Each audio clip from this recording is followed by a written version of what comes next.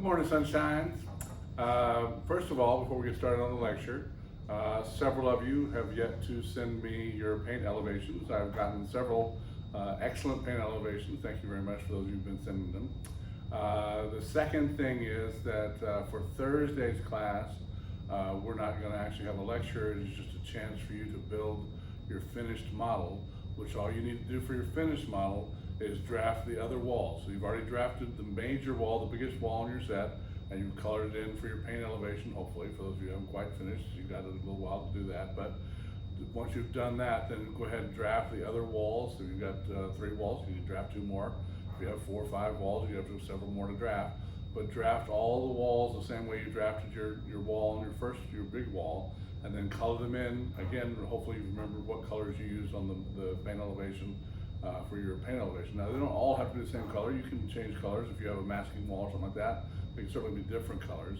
But then once you have all those colored in, you just cut them out, just like we did on our white models. Cut them out, tape them together, put them down onto a strong base, ply or whatever it is that you have, cardboard would work. Just put it down on a very strong base, and again, you have to paint in the base. I will be sending you elevations for couches and chairs and a person for you to cut out, and also to color to put on your model. It technically is going to be due Thursday because Theater AUM's production is probably not going to happen. The next Thursday we're supposed to go see that production, and instead of that, all I'm going to do is extend the due date on the finished model until that Thursday. So I'm going to say that's the 16th. I'm not looking at a calendar, but Thursday the 16th is your new due date for your finished model. So it gives you another week to help finish your model, and we'll talk about research on next lecture. But that, for those of you who need to keep finishing your paint elevation, keep working on that. For those of you who've already done your paint elevations, congratulations, did a great job, and just keep working on that finished model. Cool. Today we're going to talk about scene painting. Yay! There are several aspects of scene painting. First of all, we're going to talk about the paint itself. It's important to know how paint is, what it's made of, and how it works. Then we're going to talk about how you apply paint, brushes, sea sponges, rags, whatever. You have to have some way to apply the paint. And then we're going to talk about various techniques about how to spatter things, how to sponge things, how to create texture on walls. And then I'm going to show you a couple of videos that show you how to actually do wood graining, how to do a couple of techniques like marbling, and then we'll talk about Trompe lOeil, which is faking the eye, making it look like there's a distance, a roundness, and a 3-dimensional character to your painting. We'll talk about that perspective at the end of the lecture. Cool. Let's just start by talking about paint. First of all, paint is comprised of 4 things. All paints are 3 things at least. Additives is a 4th thing that could be there. The first part is the vehicle. The vehicle is the water or the turpentine or the milk or the casein, whatever it is that's going to make it wet. But then once you've applied the paint to the surface, the vehicle is what dries away. It's what goes away, what goes into the atmosphere, dissipates into the atmosphere to leave the pigment, which is the color. Again, pigments can be made of a variety of things. Back in the day, they used to literally take flowers and grind up the yellow flowers to make yellow paint.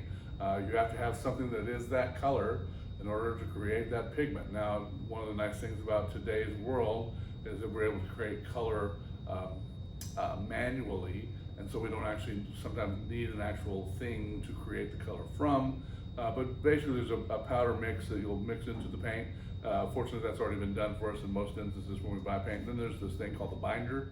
The binder is the glue that holds the pigment to the surface once you've applied the paint.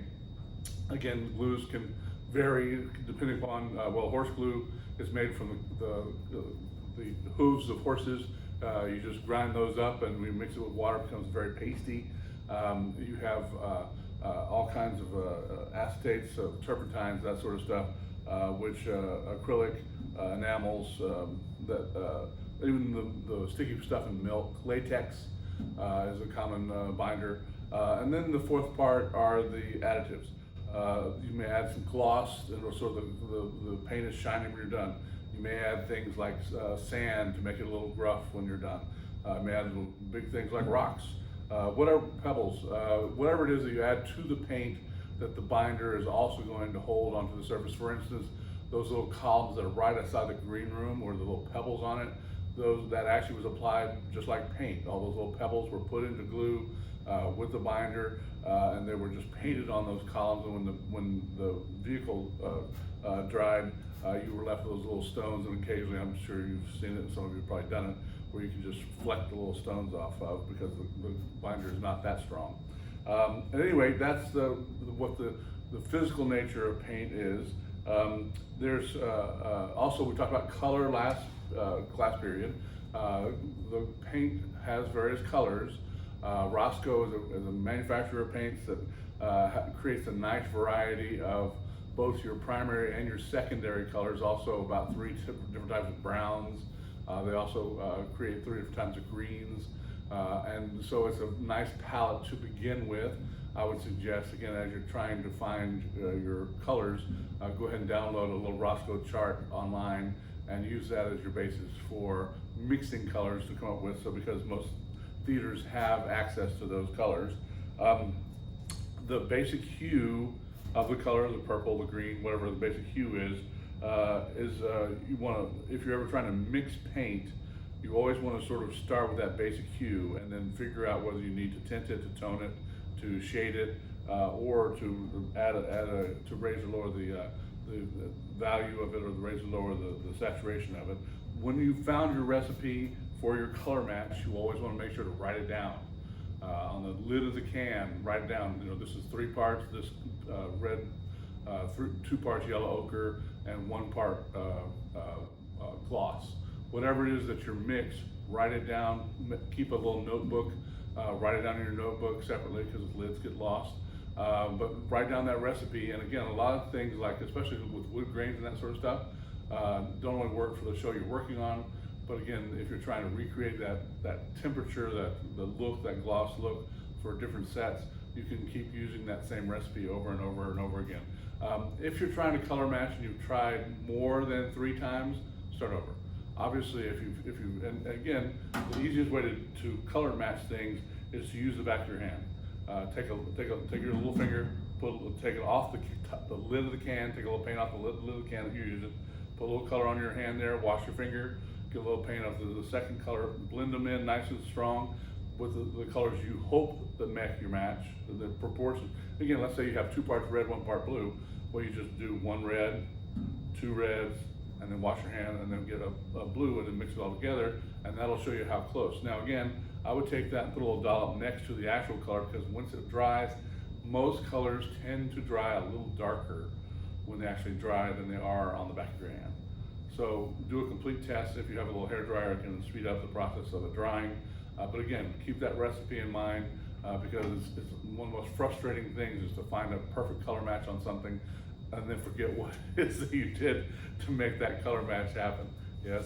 Now let's talk about brushes. There are several parts to the brush. There's a little diagram here.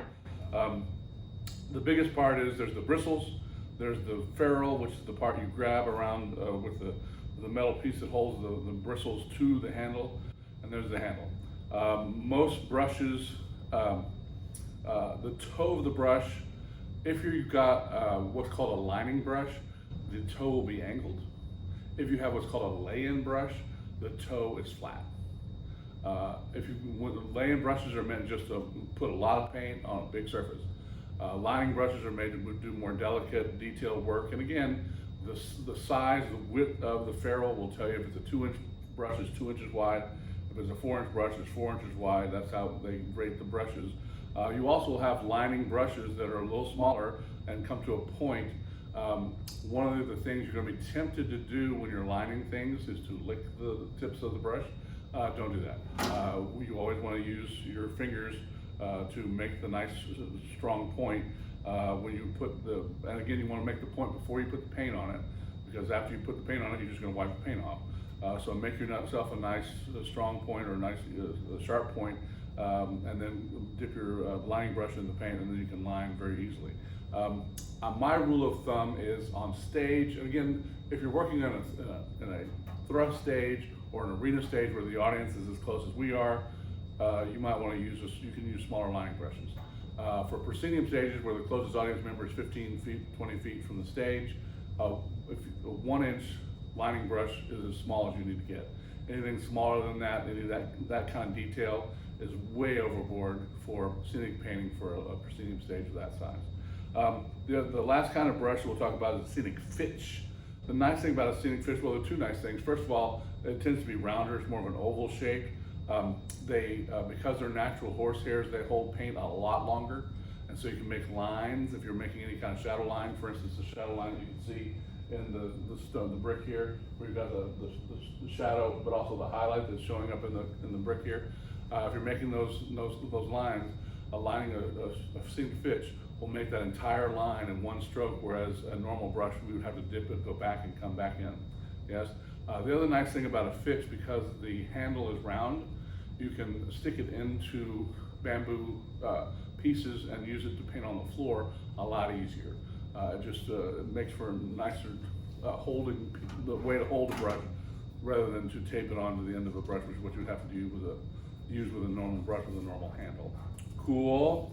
The other nice thing to have for applying paint is a little, I'm gonna call it a spray bottle, but a lot of people call them bug sprayers. There's several kinds. You have the type that just pump up and have a little trigger. You also have the type that pump up and also have a long sprayer. Those are meant, well, one of the nice things is you can use those to texture your flat or your drop, but you can also use it to lay in dyes. They're very nice because you don't have the brush strokes there. You can shadow or fade from one color to the next very nicely. It's like airbrushing a lot. So those are, again, different ways of applying the paint once you have the paint color match. Now, there are several different techniques here we're going to talk about how to, once you've laid your prime coat or your base coat, again, you want to, if you're using a prime coat or base coat, you always want to at least have a 4-inch brush, if not a 6-inch brush.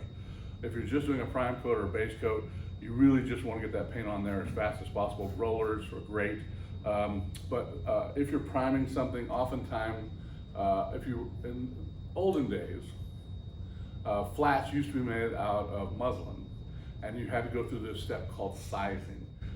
Starch is what you want to use to size a flat if you're using a muslin drop or a muslin flat.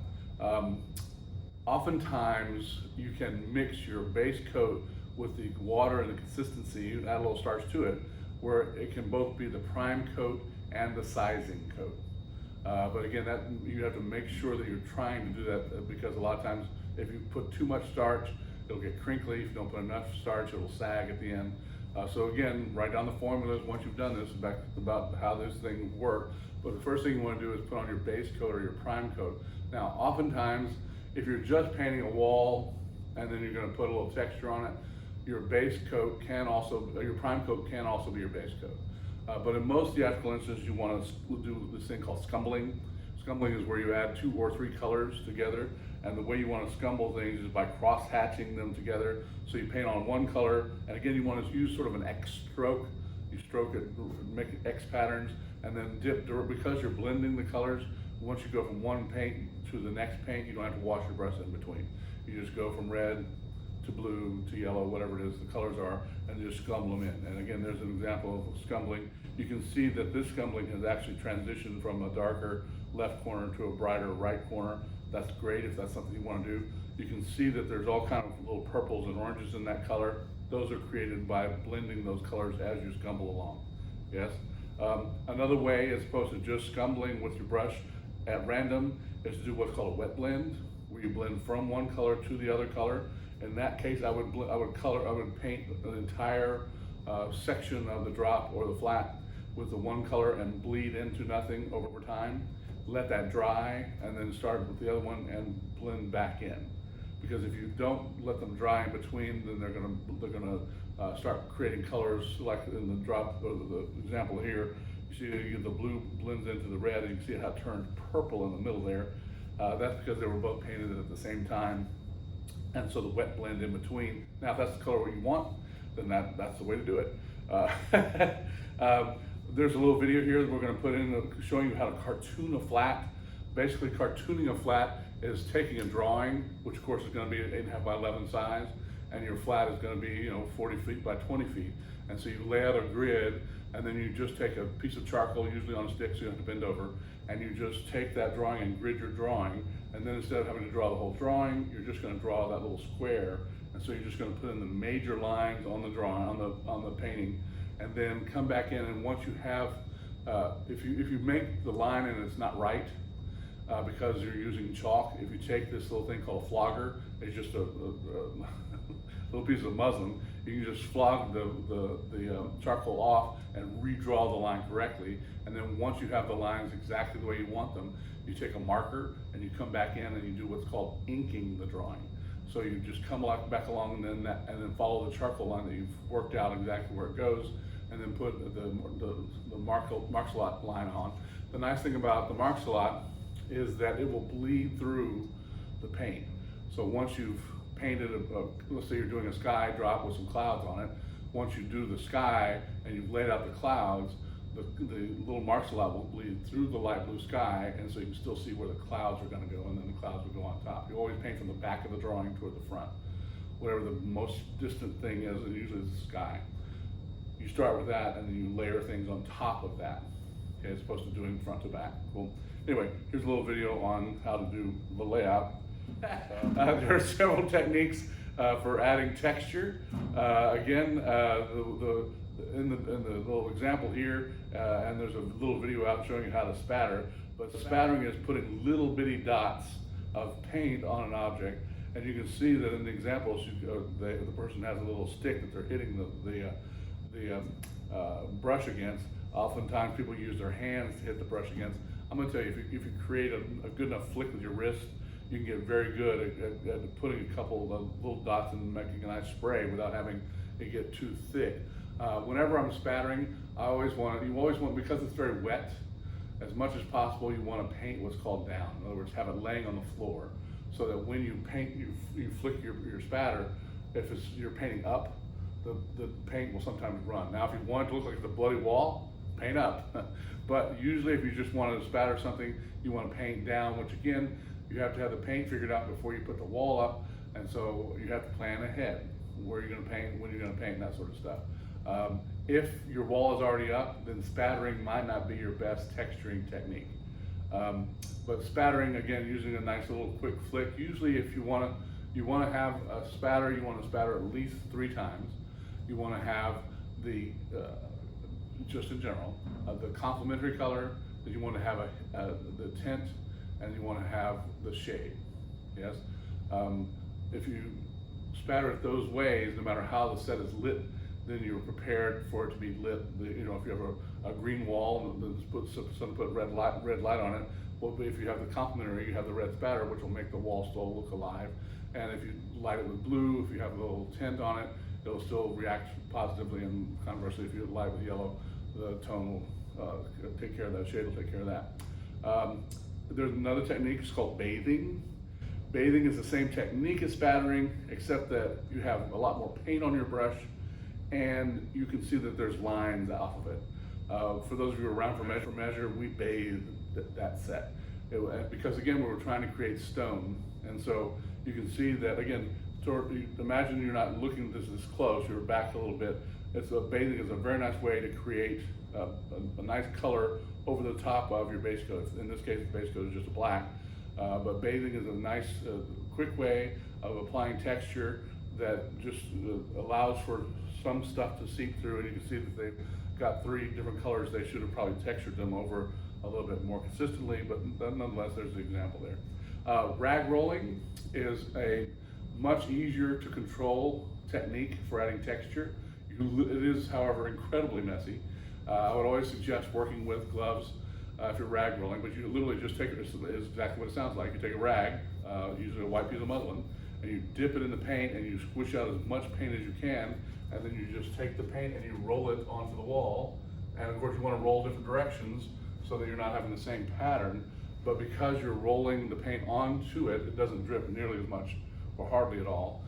Again, if it starts dripping, you probably haven't wrung out enough paint from that. But if you have to paint up, rag rolling is an excellent way to do it. Another way to do it is using a natural sea sponge. Sponging is a very nice technique. Again, when you're sponging, you always want to dab and turn your hand so that you're not sponging the same direction, creating a pattern. Now, if you want to create a pattern, then by all means. Again, one of the nice things about rag rolling, if you take a rag and just roll it and put a piece of masking tape around it and then dip the end in, if you're trying to create a flower, the rag, the end of the rag will create a very nice little flower technique. And so you can put flower, if you have some sort of wallpaper like that. So again, over time, you will develop your own little techniques for doing fun and interesting things. And if you happen to fail and it creates a look, take a picture of it, put it in your catalog, remember for the time that you want to create that look. The next sort of thing to apply texture is called Splattering. It's using a feather duster. It's great for grass or for very large, if you're in a really big theater, like in St. Louis, they have this outdoor theater that the closest audience member is 25, 30 feet away, because there's a huge orchestra pit up there. And so people you just get a feather duster and just go to town texturing that, because sponges are just too small. You can't see the texture. So Splattering works great. If you are trying to create a pattern, nowadays they sell these foam rollers that are like sponges, but they roll things on, so they can create a very nice, again, I would tend to work down with those, because as you roll it on, it wants to run. But again, you can use them very nicely. Stamping is a great way to take a piece of foam rubber and create a shape, a star, for instance. Or if you're doing stones, you create a stone, just glue it to a piece of wood, and you can stamp, or a brick, and then just stamp the brick pattern. And especially if you're doing a brick wall, sometimes you can create like 8 or 10 bricks in patterns and just stamp as you go. And again, if you want to work up, you just stamp them lightly, have a couple of handholds on the back of the wood so you can just press, but don't press too hard, because if you press too hard, again, it'll start running. Yes. And so stamping is a very nice technique. Dry brushing, dry brushing, great for wood graining. You just take the brush and you literally just bring out all the paint and just drag it lightly across the top of the base coat. They also have a wood graining tool. I would say the wood graining tool is way too much work for large theaters, but it is great for small, intimate theaters. Wood grain tool will give you all those little V shapes, the chevrons that are in wood. But again, for a large stage from a distance, really the dry brushing is perfect. Glazing, after you've painted the base coat and add the texture, you can glaze, add a little shiny layer to it. Sometimes you can put that in the natural coat of the paint, or oftentimes, for instance, if you're doing wood grain, you want to do the wood graining, you want to do the base coat, and then in the glaze coat you can mix in a little of the darker glaze color, and then paint that over the top of the board to create your nice luster for your wood. And then back painting, anything on the stage that you're going to use over and over again. If it's just being built for a one-off, where you're going to build a set and you're going to take it down and you're never going to use it again, I wouldn't worry too much about back painting it. But if you're going to put it in storage, or if you're on tour, what back painting does is it makes sure that it doesn't splinter. It keeps all and you can put things, once you've back painted it, you can put titles on the back, like where it fits onto the stage. You can put like stage left, number 1 unit, or number A flat, or whatever it is. And you can have instructions as to how to put the set together on the back painted side. And it just creates a nice look backstage if you back paint the pieces. But again, I wouldn't worry about that unless you're on a tour or that sort of stuff. All right, we're going to show you a little video about wood graining to help you understand what that process is like.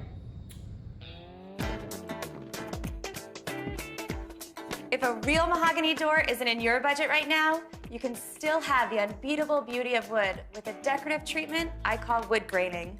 Wood graining is just the strié or dragging technique with a new step added. Wood graining can be really easy with this or really intricate with these. Here's a look at the paint supplies. A paint tray, latex paint and wood shades, mix 1 part paint, 1 part latex glaze, and 1 part water. Several China bristle brushes. Safe release painter's tape, a wood graining tool which you can purchase at your local paint store or online, and artist brushes. I've already cleaned, primed, and base coated my door the color of wood undertones. Now here's a little tip. Take some painter's tape and tape off your seams for some nice crisp edges. Make sure to paint in the direction of the wood grain. I'm going to tape off all horizontal edges. That includes the mitered edges of the trim. If your fingers aren't giving you a straight enough edge, try using a putty knife. Make sure you push the tape down really well so the paint doesn't bleed underneath. Now we're going to start with a light wood tonality, and we're going to apply it in a strié technique. Do you remember what that is? If not, click on it. Step 2. With long, straight strokes, brush a small amount of paint along the wood grain. Some areas will be a little darker, some a little lighter, which is fine. That enhances the natural feel of wood. New tool, new color. It's a slightly darker wood tone, which will still apply using the strié technique, but I'm going to finesse it with this wood graining tool. It's going to be really cool. Same drill. A light coat of the darker color, then take the wood graining tool and drag it down, rocking it to create the knots and grain that are in wood. The edges of the tool will create a much different look. If an area looks a little too dark, lightly sweep a dry brush over the paint. For areas the wood graining tool won't fit into, use a dry brush to create a strié. Now if you like a little more of a challenge, use the artist brushes to create some additional wood effects. When you're done wood graining in one direction, pull off the tape, let the door dry, then repeat the process going in the other direction. If your wood grain is in a high traffic area, I highly recommend a coat of wax or some varnish. It's going to protect it and really bring out the detail of your wood graining. Work quickly, again going in the direction of the grain. Repainting a wet area can cause the varnish to gum up the surface. Hey, the perfect mahogany door may not be in the cards, but knock on wood, there is an alternative. Is it faux or is it real? This wood graining technique will have even the most skilled craftsmen wondering. Now I hope you enjoyed that. Now we're going to show you a little video about using marble technique. Again, there's many marble techniques as there are people, but this is the way this young lady decides to paint marble, so I hope you enjoy that. To people who haven't painted it before, marble can be a little intimidating, but really all you need is texture, a direction, and lots of water. Having a clear direction already painted into your base coat really helps you with your veining because half of the work is already done. All you need to do is follow your base movement to get the veins. Marble has a distinct thrust and movement to it. If your base coat is vague, it can still work, but it requires a little bit more work on your part.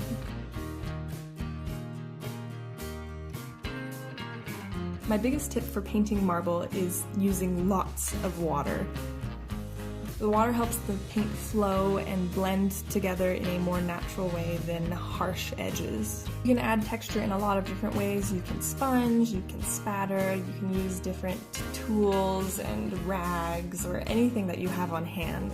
Building up several layers of texture is also really nice for marble because marble has a depth that you can't get with a single or insufficient pass.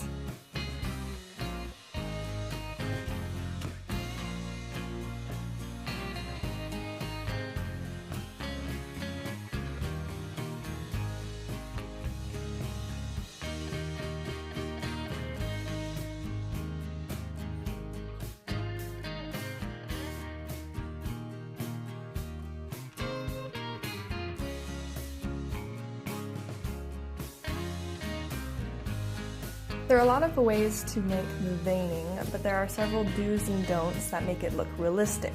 For your veins, it's really important that they look natural. The way that veins are formed does not happen in any sort of wavy or geometric way. It is rock that has been broken and melted and solidified again. Keeping that in mind as you paint it is helpful.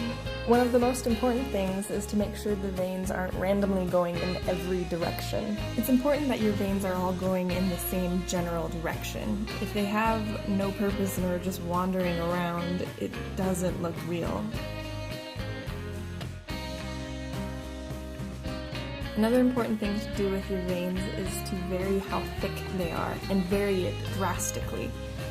It should have some exceptionally thin veins as well as really thick.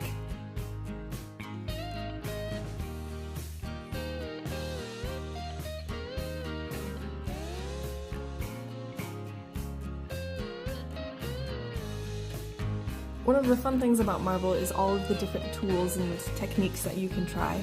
Feathers is one of the most common. I'm personally not a fan of feathers, but it works.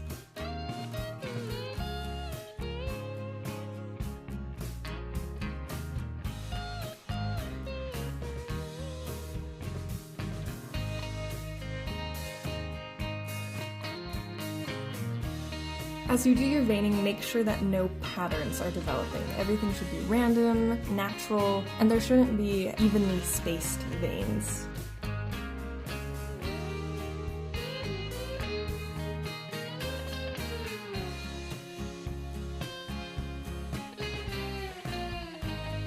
Your veins should also have some soft and hard edges.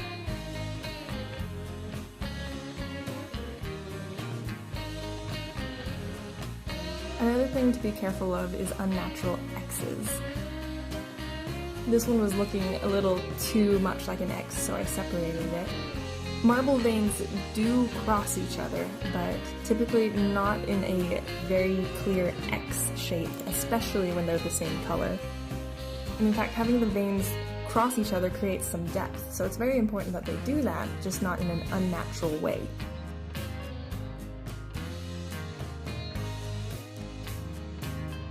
Make sure you seal your marble with a gloss. You can even seal your marble in the middle of the process, and then continue painting and then seal it again at the end, and this will create more depth and interest.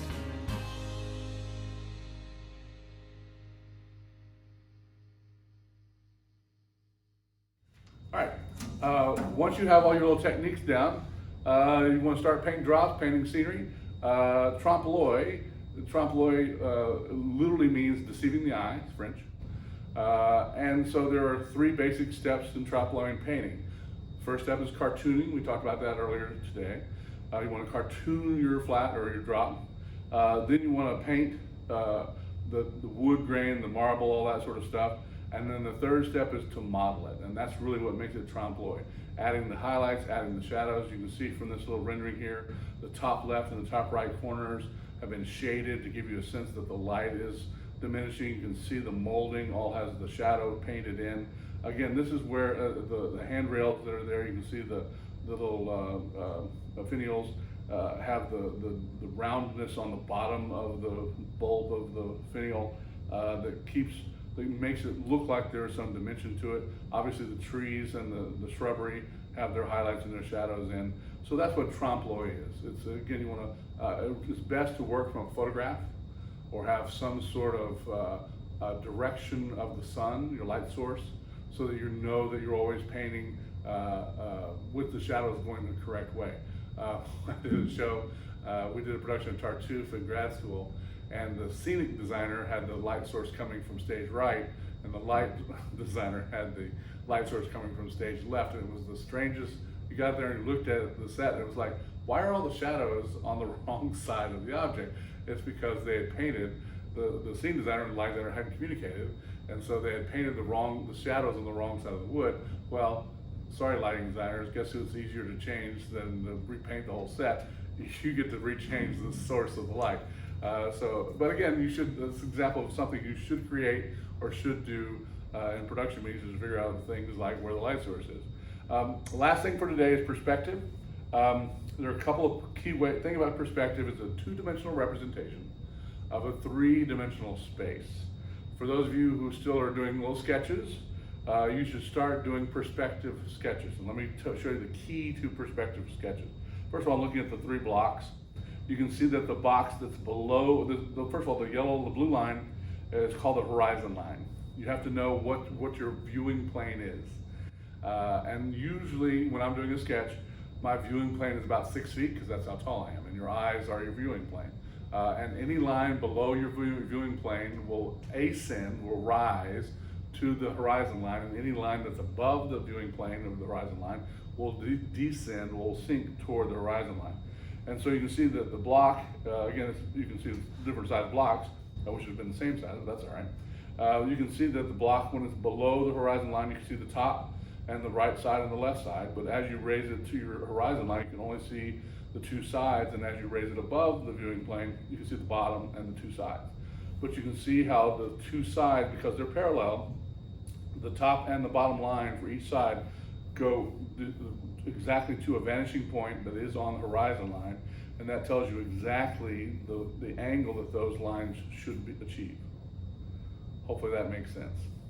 Again, even when it's on the horizon line, the middle block, the line that is below the horizon line rises to the vanishing point on either side, and the line that's above the vanishing point descends to the vanishing point on both sides. Yes? And then I've included a little sketch there showing you with the horizon line, a street scene where you can see that the street lights, even though there's not a block, you can see the, for instance, on the right side of the drawing, the street lights all are the same height, and they will descend to a point on the vanishing, on the horizon line. The sidewalk does the same thing, it ascends up to a vanishing point on the horizon line. Yes. Now, hopefully that makes sense. I would, again, in your sketching, hopefully you're still sketching, start drawing things and trying to see the vanishing point, because again, as with everything, the more you do it, the easier it gets and the more it makes sense. All right, thank you very much. Please, if you have any problems with your elevations and or your finished model, please let me know. Call me, write me. If you have your information, just email it to me, take pictures of it, email it to me, and we'll get through this. Again, you can, if you want to start for your final project, you're going to do the set for a show, any show other than Lost in Yonkers. So if you want to start looking for another show to do, now's an excellent time to start doing it. You'll, just to give you a preview of your final project, yes, you'll do the analysis. I'll send you the form again that you can fill out, and we given circumstances, moods, atmospheres, all those things that we did before when we did Lost in Yonkers. You're going to fill out that form, that's part of the project. I'm going to send probably 3 different videos of shows, of One Set Wonders, that you could watch and use them for your final project. You only have to do 1 set, but I'm going to give you 2 or 3 shows that you can choose from. You don't have to choose from those shows. You can choose any show you want. If you're doing Photoshop Wars, I would suggest having a single set would probably be a best idea. Don't make it too complicated. I wouldn't do Shakespeare. Shakespeare has too many places to be. If you want to do Shakespeare, if you got to do Hairspray, you know, you got to. But I would keep it simple. Waiting for Godot is one of the shows I'm going to send you. It is a tree and a rock. All you got to do is tell me where the tree goes, where the rock goes. So again, make it simple, keep it easy. You got to make me a finished model and complete the form. If that's all you do is a finished model and the form, that's it. You've told me everything about the set I need to know. Now, if you don't like making a model, you know, so this model thing is daunting, you don't have to make me a model. You can do a sketch and do me a ground plan and answer the questions. So that's the way to do it, where you don't have to do me a finished model, yes? But at some point you're gonna have to do something that tells me where things are on stage, and again, the finished model tells me that. Ground plan would tell me that. You don't have to tell me twice. If you wanna do it, great.